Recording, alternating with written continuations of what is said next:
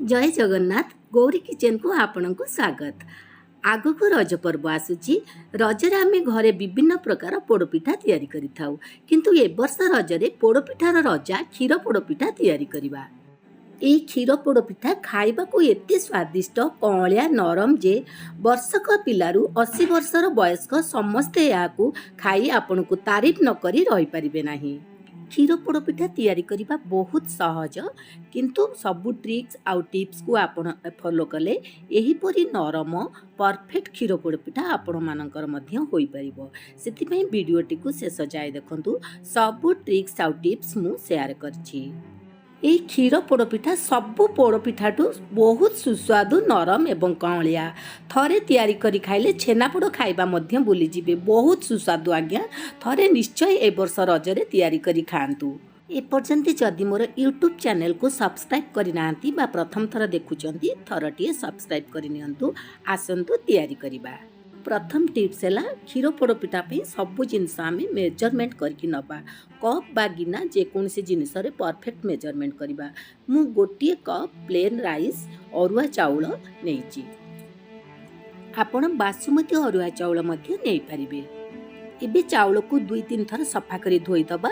पानी दे मिनिमम 4 ରୁ 5 घंटा भिजेबा। 5 घंटा पर आम चाउल को छाणी रखीचे। एबे आम चाउल को ग्राइंडिंग करवा। चाउल को छाणी छाणी आम पूरा सुखिला चाउल को आम ग्राइंडिंग जार रे दबा। यही कप रे हाफ कप टू टिके कम पानी दबा। कवर दे स्मूथ पेस्ट तैयारी करबा। देखंतु पेस्ट एई भलिया आइछि, टिके बहलिया लागुछि। एतरे 4-5 चम्मच पानी दबा।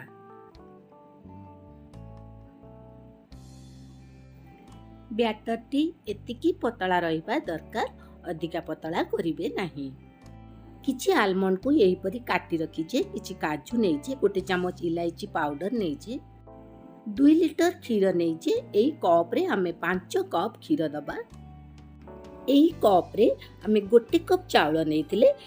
1 कप चाउल पई हाफ कप चीनी नहींचे। स्वाद अनुसार चीनी रो परिमाण रो आपण कम बेसी करि पारंती। किछि कटा नड़िया नहींचे। 5-6 चम्मच देसी गुआ घी नहींचे एवं किछि कोरा नड़िया नहींचे।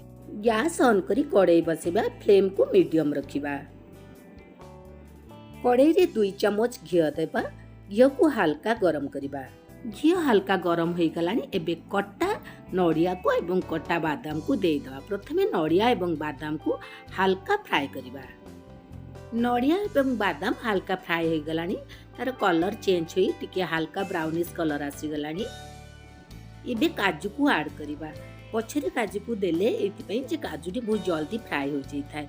यह ऑप्शनल आपण देई पारंती, न देई भी पारंती एवं या बदल रे आपण आपणक मन पसंद रो ड्राई फ्रूट्स मध्ये ढाली पारंती। किछि ड्राई फ्रूट्स भजा ड्राई फ्रूट्स को आमे रखि दबा गार्निशिंग पई। एबे आमे क्षीर ढालिबा। देखंतु क्षीर आमे 5 कप ढालिबा। एथुरु फुटी की 1 कप कम हे जिवो। 4 कप क्षीर रहिबो। मीडियम फ्लेम रे क्षीर को आमे 5 मिनिट फुटेइबा।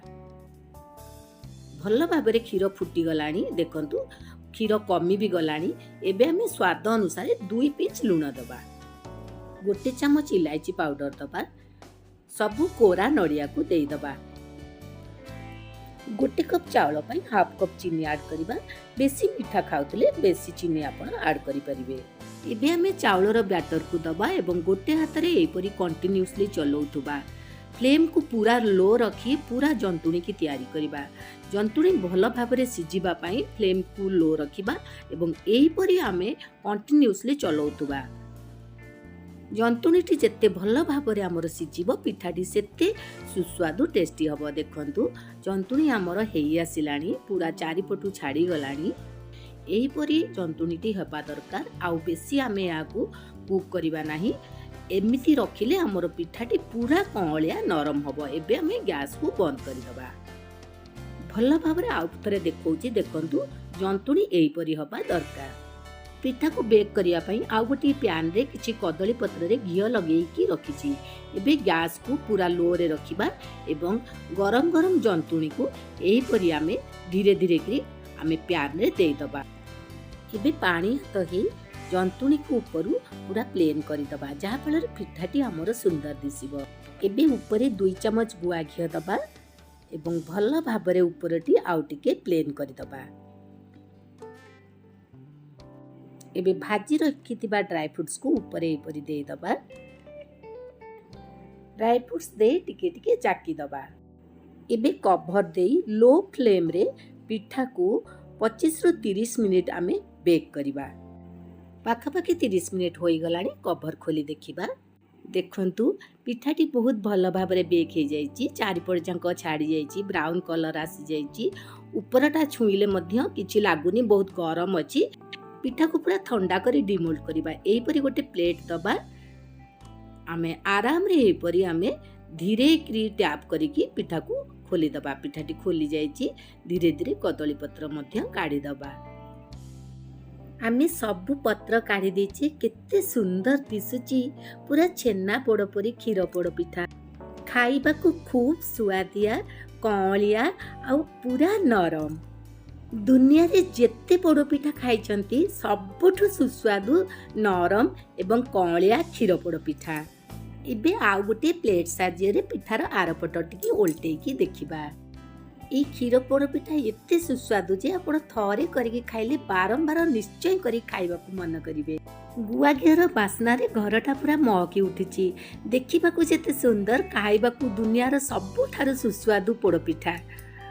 पिठा खाइला बेले प्रति बाइट रे जेतोले कटा नड़िया, काजू आ आलमंड रो खंड आसी जीव ना, ओह की सुस्वादु। आपण एपरी थरे करिकी खांतु जानिबे। एबे आमे पिठा को पीस पीस करिकी काटिबा। देखंतु एपरी आमे धीरे धीरे पिठा को काटिबा।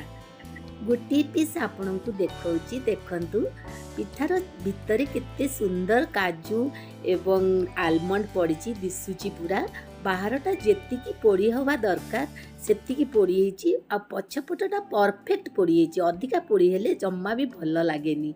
केते सुंदर दिसुची, पूरा छेना पोड़ पीस भलिया।